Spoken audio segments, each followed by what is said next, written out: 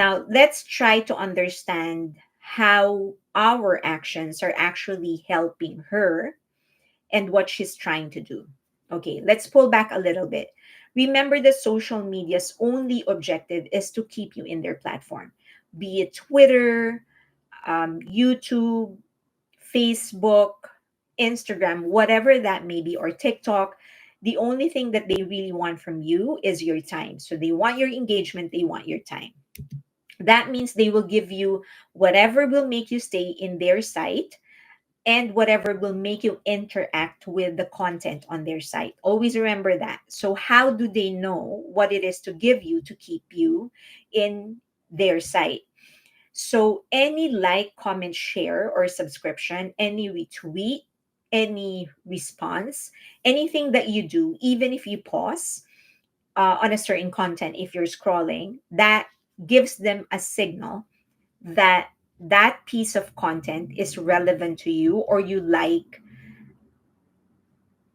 seeing those content.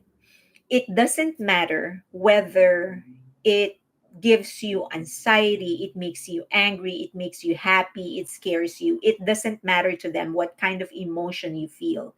For as long as that piece of content makes you stay in their platform and make you engage, they will continue giving that to you. Always remember that.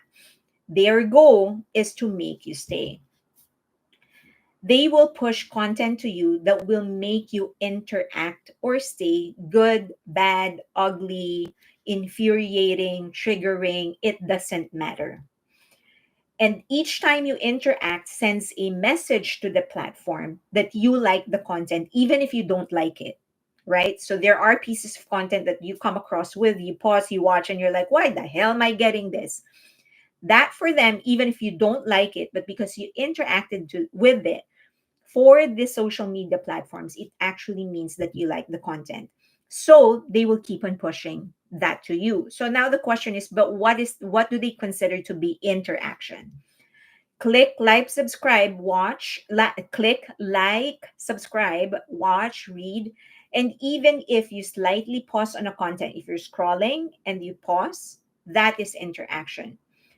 Or if you simply allow a content to stay on your feed, that is interaction. Meaning, even if you're just scrolling and you're not actually doing anything, you're just scrolling, you look at it, you didn't do anything, you didn't pause, that is still interaction. In other words, when it comes to social media, whether it's Facebook, Instagram, Twitter, TikTok, Snapchat, whatever those may be, doing nothing is actually doing something because it sends a signal to the platform that you're okay with that content. And so they will keep on pushing that content to you.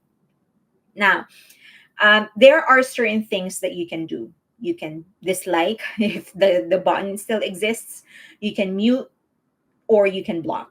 Those things are the best ways for you to stop them from appearing on your feed. So now let's actually compute how much you contribute for responding or interacting with a post. Remember, interaction doesn't necessarily mean doing anything. Even if you just ignore what it is that they are feeding you or putting on your feed, that already means that you like the content.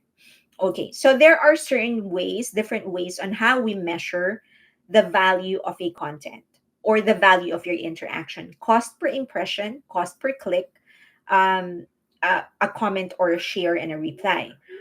Impression is just when you see it. Okay, even if you don't notice it, for as long as it stays on your feed, that's an impression. Okay, and that gets paid. Cost per click, or that has value. Cost per click is if you do anything. So if you click on it because you like it, if you click on the photo and you enlarge it, that's actually a click. If you comment and you reply or you share, that is interaction. Again, you don't have to click. So CPM, that is the cost or the amount an advertiser pays on a website per 1,000 visitors who see their in advertisements. So if you post something or somebody posts something, right?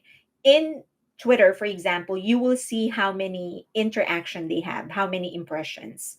That actually gets paid if you're an advertiser or if you're promoting something that actually has a cost. So every 1,000 that has an equivalent amount. How much will an advertiser pay? CPM. That depends on the industry. This is a standard payment. So for example, in YouTube, an average CPM for music related content on YouTube is around 1.36. Okay, this is on the lower end because I'm trying to be I try to be on the low end, so I'm not bloating my figure.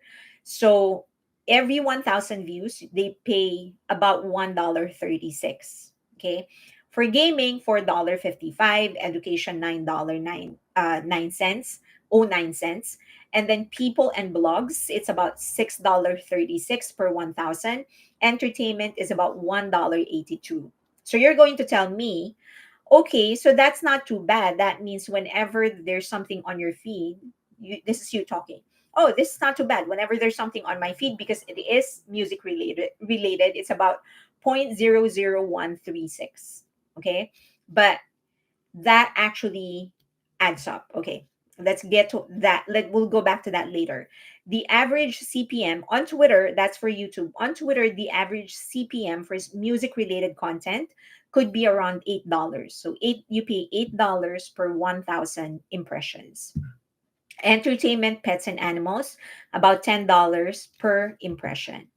Now, remember, this computation is for paid advertising. Organic, of course, is more valuable. So if we're going to put a monetary value on organic engagement, that's more expensive.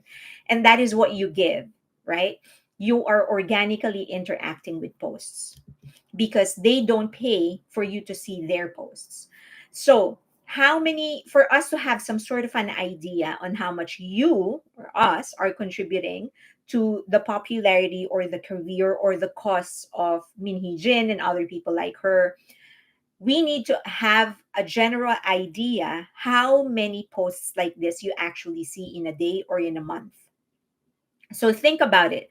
Each time you go to YouTube, TikTok, websites, Facebook, Instagram, Twitter, how many posts do you actually see? How many posts like this or related to this do you actually see? It doesn't matter even if it is a reply, that is considered one post. Do you see 30 in a day, 300, 3,000? You're going to be surprised. There has been no formal accepted study on how many posts a person see in a day. There is no formal thing. But marketers' accepted estimate is about 200,000 tweets in a month. So if you're an average user spending about 30 minutes on Twitter on your phone on a daily basis, that translates to about 200,000 posts. Imagine that. You're seeing 200,000 posts in a day, in a month. Okay, so let's just assume that of the 200,000, only 10% is connected to this issue.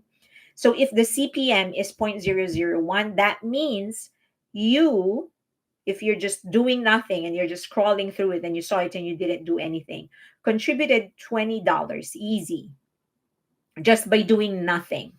By doing nothing, you contributed $20 to them. So that doing nothing tells the algorithm the content is relevant. So they'll keep on pushing that content. So if we assume organic engagement is more valuable, remember I was computing that based on paid advertising or paid content. If we say that organic engagement is actually more valuable, we can multiply it by 10. It's usually multiplied by 100. But again, I'm trying to compute everything on the low end. So your $20 times 10 is actually $200. So you just contributed $200 to the marketing or publicity or viral marketing of Minhee Jin if you do nothing about the posts that are related to that issue. $200. You can contribute that to BTS. Okay. The other thing is that your inaction, by doing nothing, your inaction actually could lead to someone else seeing the post who also shared it and so on, right? Remember what I said in the beginning. When you do nothing, that is doing something. You're telling the algorithm to just let it flow. So they'll keep on pushing that. And because there's more of that post, then there is a great chance that others will see it because you allowed it, right? It's because of your part of it. So if they post it, if they repost it, they share it, they comment on that, then the cost actually goes up. Compounded, the cost actually compounds. And it all started all because you didn't do anything. Now, how do we actually compute the cost? Because remember, it is now the algorithm. By doing nothing, you're allowing the algorithm to push that content, right? And that is not a cheap thing to do because it's not easy to manipulate the algorithm of social media like Twitter or YouTube or Facebook or TikTok. It takes a lot of money. If I'm a paid advertiser, I'm going to have to pay thousands of dollars just to make their algorithm push my content. And that's what I'm going to do to compute how much you contributed to the campaign or the career of other people by doing nothing. So in an entertainment campaign, for example, if I'm pushing for an album or I'm just pushing an artist, I would most likely spend about $100 a day, so that you will click on an artist's song or read the artist profile. So that's about $3,000 a month just to get the algorithm of that specific platform to push the artist that I want to promote. Because you're doing it organically, that means that 3,000 is coming from you. Organic. I hope I'm making sense. If I'm not making sense, let me know. There are components that have, again, there are more components that have really no monetary value because they are so hard to compute, but they are more valuable. Okay, so for example, reply and comment is actually more valuable. So if the cost of an impression is when you see it, if the cost of an impression is just $0.001 per impression, then you can multiply that by 100 or 1,000 because even this is the algorithm of Twitter. You can see that they actually put more weight on replies. So if you replied, that is actually more expensive. So the monetary value of replying is actually higher. So how do I compute the cost of a reply or a quote retweet? This is an example of an actual tweet.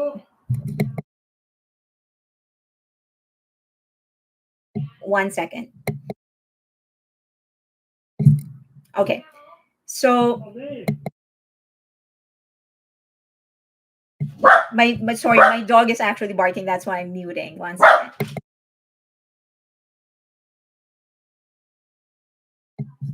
Okay. Sorry. My dog is barking because there's somebody at the door. All right. So this is an actual tweet. That is I covered the source of the tweet so that I don't want people to actually go to her tweet or to her profile because I don't want to advertise her. I don't want to push this content even more.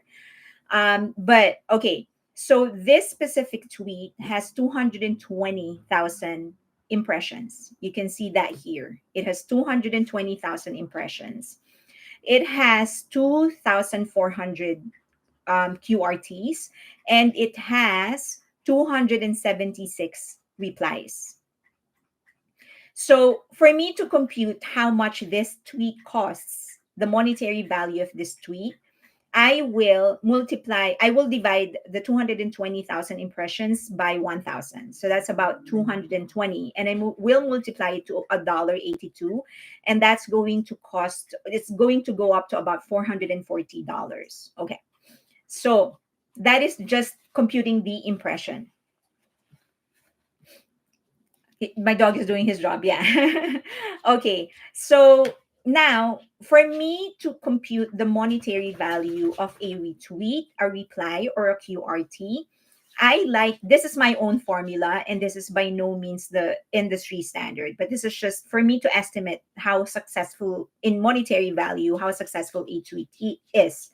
So I usually assign a value on each of that. An impression is just about 5 cents for me, but a retweet is 25 cents, a reply is 25 cents, but the most valuable is a quote retweet, a QRT. I assign 45 cents to that. All in all, this is $1. Okay. So if I have a campaign, this is the cost per dollar. This is the cost of each action per dollar. This is not scientific, but this is just my way of computing it. So then the impression is $440. The reply is about 2,200, 2,200, and the retweet is 2,200, and the QRT is 3,960. So all in all, this one tweet, for me to actually organically have this kind of success, it's about 8,800. 8,800. That's how much this tweet is. So always remember that your interaction is valuable. It's not just you allowing things to happen. Doing nothing is valuable. You have a value when you're online. So don't allow anybody to just get on your timeline. Okay. And then there are other costs that may never be computed. For example, someone screenshots your post or your reply and then use it as a tweet. That has a bigger value, but then we will never be able to track it because it was a screenshot rather than a retweet. If a gossip magazine like Korea Boo picks up your tweet or picks up a social media post that you commented in and it generates traditional media buzz, that's even more expensive. So always remember that. Don't just allow anybody on your timeline. Curate it. Now, what can we do? We know and we have already talked about how we should actually ignore the noise and concentrate on just supporting our favorite artists. But that is not enough, actually. It is not enough to ignore because, as we've mentioned earlier, doing nothing is doing something. You need to report and block. Okay? So when you see something, don't let it there. Don't just leave it there. Don't just skip it. Report, block. Okay, the other thing is that you do need to make up for all of those posts, not just on not just on Twitter, not just on YouTube. You need to make up for it. So whenever you see, my ratio is 5:1. So for example, I see one negative tweet about um, BTS, for example, I will post or retweet or like a positive tweet 5 times. So I will support 5 positive tweets or positive posts or positive videos. That's how I make up for it. So just leaving it there is not enough. You need to actually make up for it by doing 5 times, 5 goods for every one bad. Okay. Next, don't mention their names or their brand. Stop now. Now I have learned this as well. So I'm going to stop hashtagging them or mentioning them. Just use codes, but don't mention them anymore. Because when it comes to the computation of brand reputation and brand power, it doesn't actually matter whether it is a negative or a positive post, for as long as they are mentioned, that adds to their reputation, the brand reputation and the brand recognition. So whenever brands look and review at their reputation, they're going to think that this is a powerful brand, this is a powerful group, and so I'm going to get them. They don't really look at whether it is negative or positive. Um, mention the last line that I wasn't able to change, but mention the brand or the names of your favorite group. That's what you need to mention. We're actually doing the opposite. I see a lot of people tweeting and using 875 to stand for BTS. It's the opposite. You should mention BTS and not mention them. So what we're actually doing is giving the other person, the other group, the brand power and taking it away from BTS because we don't want to mention them. It's the absolute negative. It's the opposite. We should not be doing that. And the most important thing, we need to help them succeed because success is the best revenge. So, in this next release of Jin, we need to actually go full force. We need to make sure that we stream and we stream premium. We need to buy and we need to keep on mentioning him, not mention the other side, report and block all accounts that you will encounter, And it's all also going to help you maintain your sanity, because once the algorithm realizes that you don't like this kind of content, they won't push it to you anymore. I used to love reading Korea Boo, but I stopped reading their stuff a good while ago because they don't verify anything. Don't mention the group's name and the woman, just BTS. Correct. Right now, it's just we're doing the opposite. We're mentioning the other person, her name and their and her group's name, and then we're not mentioning BTS. We're using 875. We're mentioning other. We're using other brand names. So it's just I don't get negative BTS info on Twitter, but I think that I'm getting off of it too soon. That, yeah, I mean, if you don't like the social media platform, there is absolutely no reason for you to stay. So what can we call NJs now that not that I ever do? I just call them the five girls. And then when I want to talk about Le Seraphim, I just call them the Seraphim or I'll It. So I just call the NJ five girls. And then Min Heejin, I just call her or the woman or something like that. Oh, for some reason people get it. So is this letter to be taken seriously by Hybe and Adore? Um it is. So there is a procedure when you want to nullify a contract. If you're trying to settle a dispute, each party will actually have to show that they are making enough efforts to try and resolve the matter. And so writing a letter is actually a legal step towards resolving a dispute. So Hybe or Adore cannot ignore it, because then if they go to the court is going to say, they made an effort, you didn't.